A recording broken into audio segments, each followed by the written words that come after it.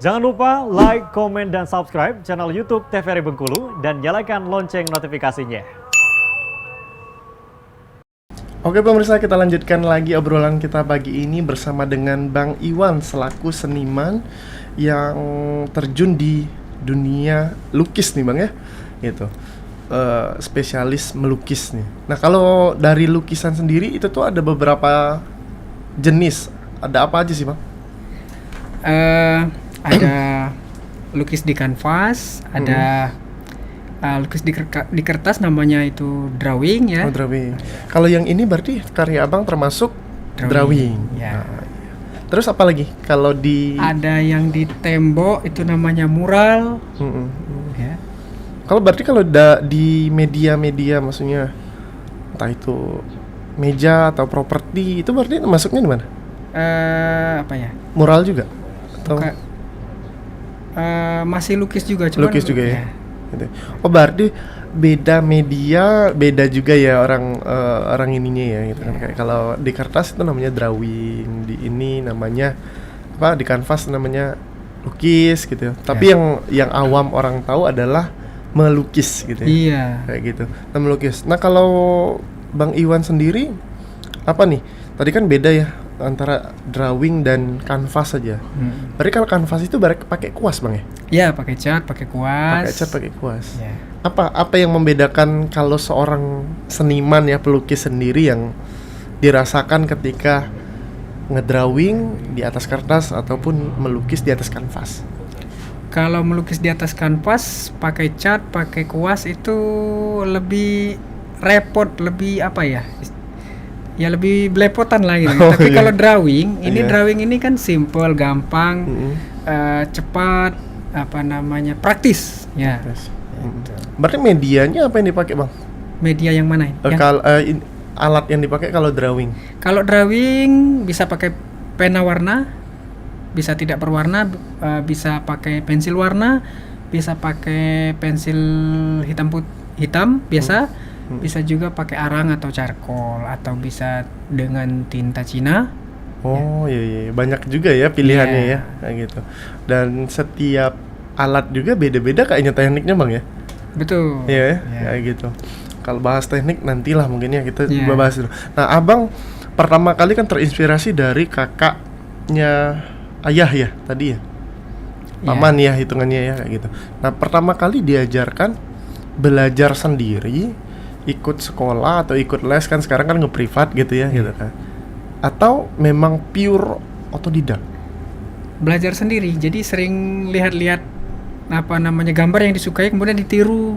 Oh. Ya kan proses belajar itu kan memang Iya, iya. meniru ya. Iya. Meniru ya. Kemudian nanti pada akhirnya akan mencari bentuk-bentuk gaya sendiri. Ya. Tapi nggak dijiplak Bang ya? Gitu ditiru aja, nggak dijiplak. Ya, ada yang model begitu kan, Iya, model gitu. jiplak gitu. Iya. Kadang anak-anak zaman sekarang tuh Iya. susah banget, udah jiplak aja lah gitu. Kalau dulu biasanya dikasih kertas buku, dikasih minyak tanah dulu biar transparan. Oh, iya. Baru di trace atau Diikutin. diikutin pakai pensil. Oh, ya, kalau iya, iya. waktu Gitu. SD itu. Waktu SD. Kayak gitu. Oh, belajar sendiri Kak. Berarti kalau tekniknya Abang ngulik sendiri juga? Iya betul.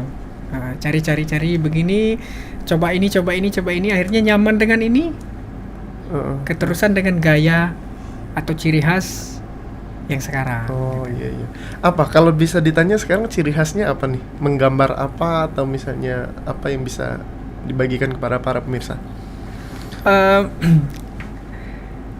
Ciri khas kalau misalnya kalau di lukisan di kanvas ya, Iya. saya biasa dengan objek-objek yang sering saya gambarkan itu puzzle, susunan puzzle ya. Nah, jadi memang apa namanya?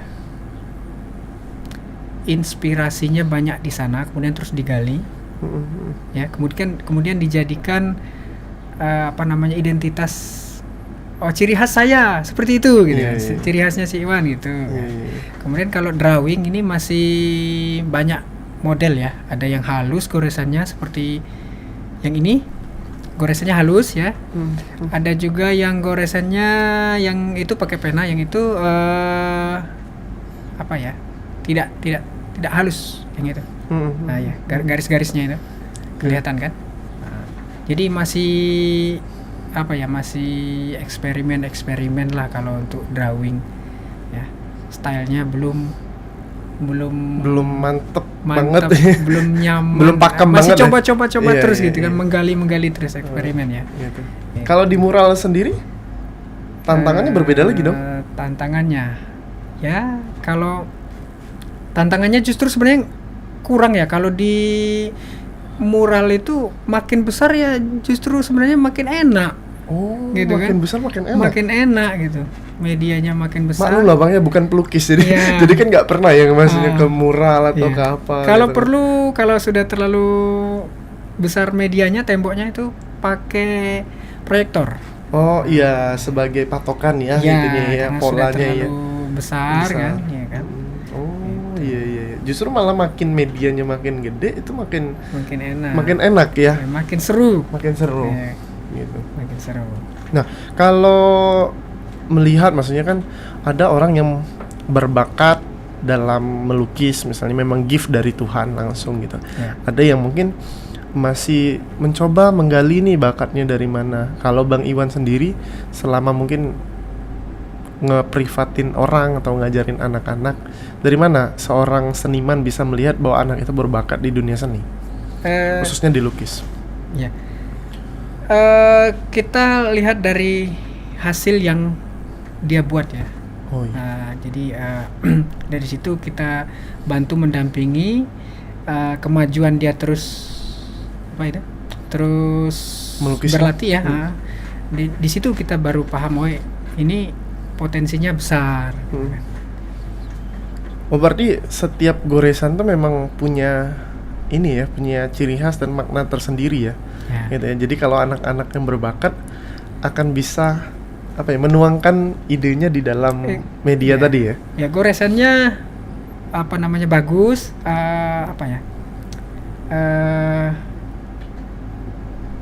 banyak ya komposisinya, ya, lain-lainnya, pewarnaannya, gitu kan. Oh iya. Nah, di situ kita bisa lihat. Berarti modalnya apa tuh Bang? Kalau untuk menjadi seorang pelukis yang basically ya dia punya bakat ya kayak gitu. Apa dari teknik dia menggambar, apa dari mana? Atau memang langsung dari hasilnya?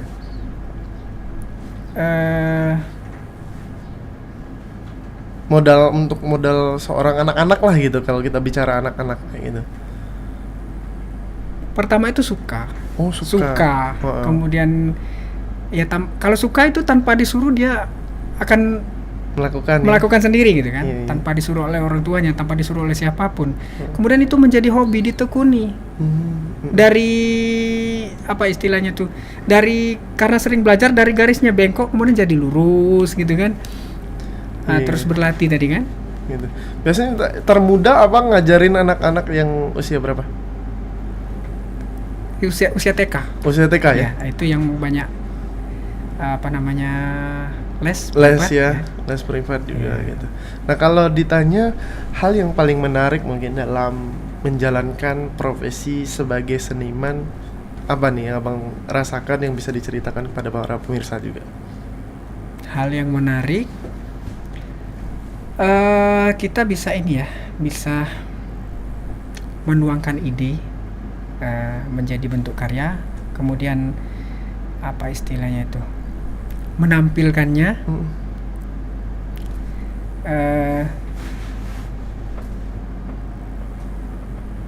Yang dirasakan saat melukis apa?